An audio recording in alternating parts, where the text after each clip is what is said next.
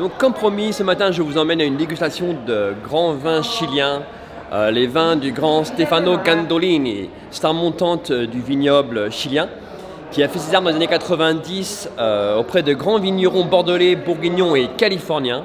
Et il produit un très grand vin de Cabernet Sauvignon dans la région de Maipo, très réputé et très reconnu dans le monde du vin, situé juste au sud et sud-est de Santiago.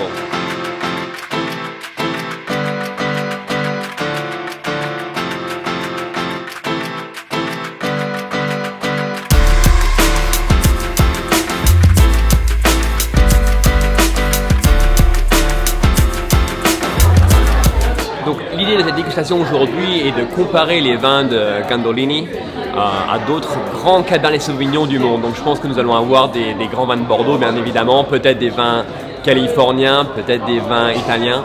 On ne sait pas à quel vin seront confrontés ceux de Gandolini.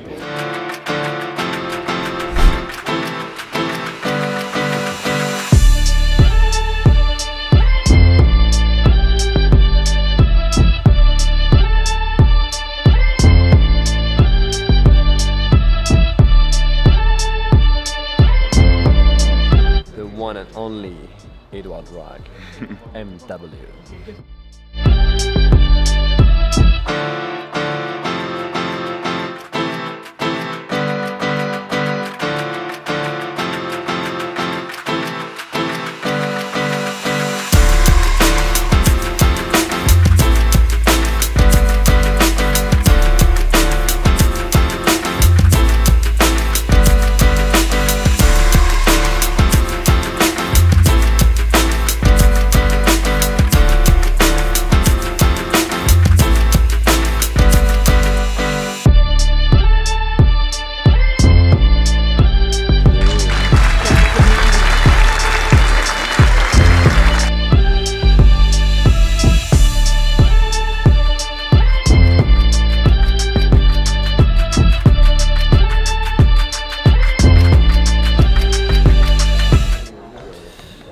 Donc les vins de Stefano Gandolini ont gagné la compétition, notamment le 2011, qui s'est montré vraiment très bien, ainsi que le 2014.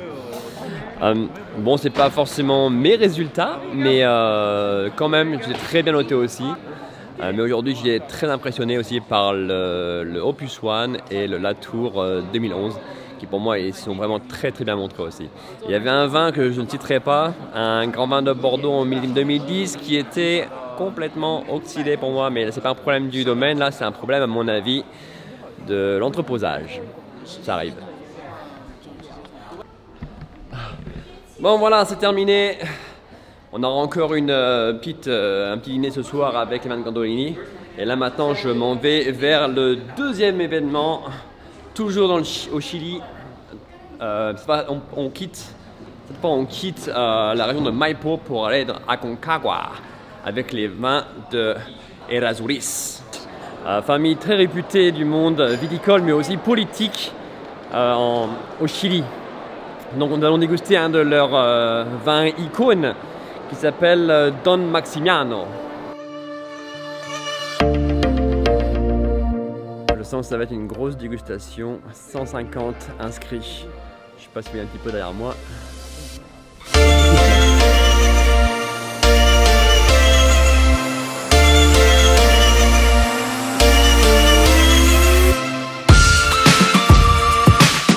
Nous allons faire une dégustation verticale. Qu'est-ce que cela veut dire? Eh bien, ça veut dire que c'est le même vin, mais sur différents millésimes. Et là, on va commencer, donc le plus jeune sera le 2016. On va descendre après avec le 2010, le 2007, un 90 et enfin on va terminer avec un 89. La famille Errázuriz, ils ont quand même donné naissance à 4 présidents de la République chilienne. Ils étaient aussi propriétaires des plus grands minerais de bronze, de cuivre, pardon, de cuivre. Et voici mon ami Tang, représentant de Chadwick en Chine. Bonjour. Tu es prêt? Bien sûr. Bien sûr. Avec un plein de force.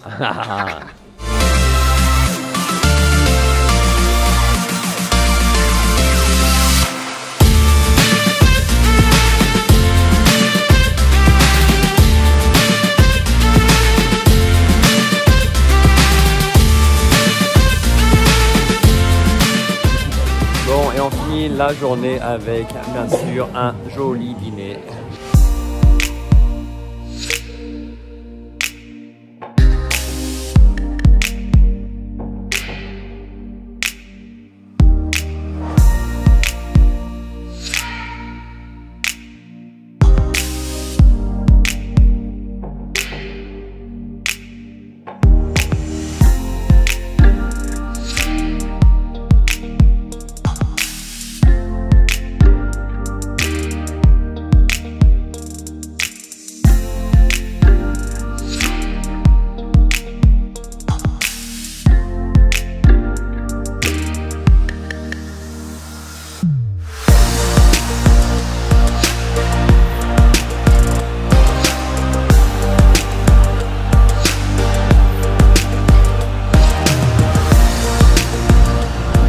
Bon, hier j'étais tellement pris par ces événements que j'en ai oublié de faire une petite conclusion sur les vins de Errázuriz.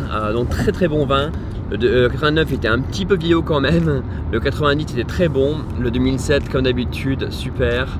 Et les derniers vins, le 2010 et le 2016 vraiment aussi nickel chrome. Et ce qui est intéressant, c'est de voir aussi l'évolution des vins de la maison Errázuriz, mais aussi qui reprend assez bien les vins du Chili en général, avec dans les années 80 et début 90 des alcools assez bas, peu de bois neuf.